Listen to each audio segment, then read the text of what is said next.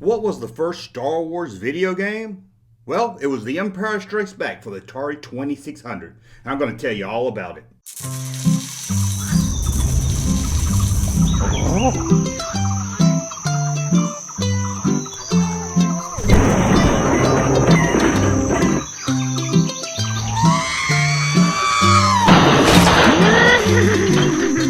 Welcome back to the Junk Room, everybody. It's me, that Junkman, coming back with another video for you. What are we going to talk about? Well, we're going to do a new series where we look at all the Star Wars vintage video games. I say a new series, might be just one if you don't like it. So click the thumbs up, subscribe, leave comments, let me know you want to see more in this series, and we'll do more. Before we get started, as always, if you want to support this channel, head over to patreon.com. The link's in the description below. There you'll be able to get exclusive content, early videos, outtakes, lots of other things there, and you'll help support this channel to make the junk a lot better.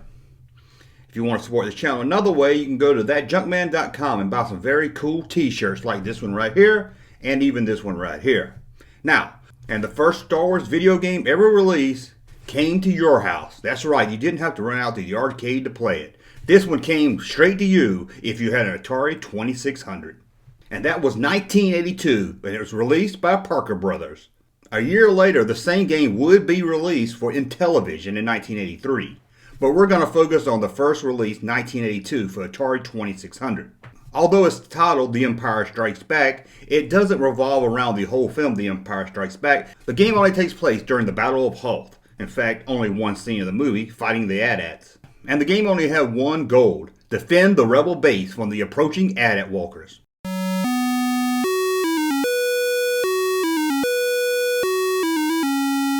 You are rebel hero Luke Skywalker, and you're flying in your snowspeeder. Using land speeders, you got to attack the approaching AT-ATs. As you shot at them, they would change colors. Black was an undamaged AT-AT. It would then turn from shades of gray to red and finally yellow when it was time to destroy the AT-AT walker.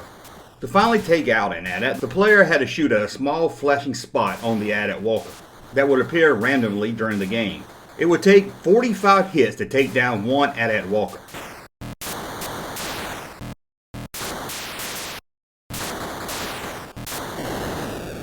The AT-AT walkers would also fire back at your snowspeeder, causing it also to change colors based on the damage done.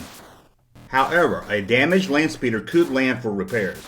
The game came with multiple levels. One level had AT-ATs that could be damaged by crashing your snowspeeder into it. However, that would destroy your snowspeeder and lose one of your 5 lives. One of the other harder levels had AT-ATs that came with smart bombs. Once a smart bomb hits your snowspeeder, it destroys your snowspeeder, losing 1 life. At random times, the player's snowspeeder would be granted with the power of the Force. The snowspeeder would then flash different color lights, having it invincible to damage for a short time.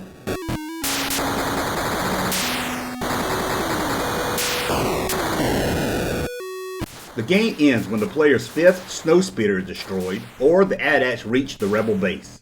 The game also came with a 2-player function, allowing each player to take their turn destroying AT-ATs. For the time period, the game was seen to have outstanding graphics and one of the best audio-visual effects of its day.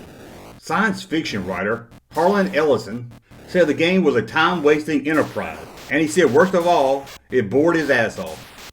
One of the biggest problems with the game is there was no way to win the game. Either all 5 of your snowspeeders are destroyed, or the AT-ATs reach the rebel base, destroying it. But then again, that's The Empire Strikes Back. Even with no real happy ending, the game was loved by most fans. Even with its limited stages, it had a lot of fun play, and a little different than most games of its time. Now, I had this game when I was a kid, and I did love playing it. Was it the best game on the Atari system? Not at all. That's probably Adventure. Or maybe Yard's Revenge. But overall, I really enjoyed playing this game. Anyway, that's a look at the very first Star Wars video game ever released. If you like this series, again, hit thumbs up, subscribe to my channel, leave in the comments to let me know. If so, we'll go on and tell you about the second Star Wars video game ever made. Thank you for watching. We'll be back very soon. Thank you, sir, for that unsolicited testimony.